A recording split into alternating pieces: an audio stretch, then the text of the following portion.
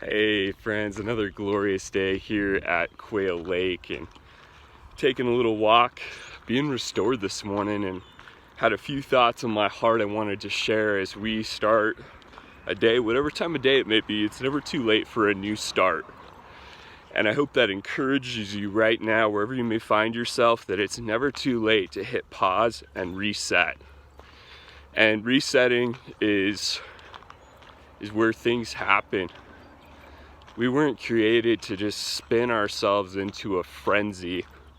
I've been reading a really powerful book right now called Get Your Life Back by John Eldredge. And it's really helped me recapture the rhythms of restoration. And my word for this year is restoration. So powerful just to behold beauty.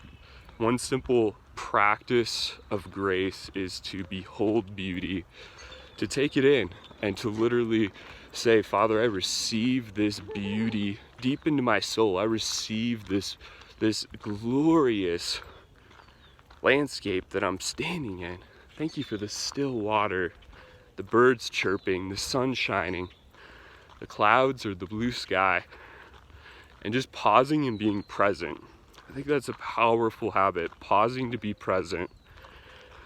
And in this space, the thought on my heart is the more I give, the more I receive. And in a world that's so focused on consumerism and getting, it's such a polar opposite. It seems like a paradox to us in this time, in the age we live in, because we think getting more and receiving more is more important than giving more. But here's what I found, even taking this brief little walk, the power of simply smiling and saying good morning to people around me, an act of giving, an act of acknowledging the person in front of me. As I give, I receive. That's the way God set up the universe. And it's a law that He has established that will not change. And we wonder why in American culture, why it's never enough. Consumerism, entitlement, having more, always pursuing bigger and supposedly better, but at the cost of what? Our souls? Just like Jesus said, you can gain the whole world, but what does it matter if you lose your soul? And I think that's very important in this time, in today's culture, to realize getting more is not really the point. It's about giving more. But in order to give, I first must receive. So getting out and finding restoration, finding rhythms of restoration in the daily empowers me to be a radical giver.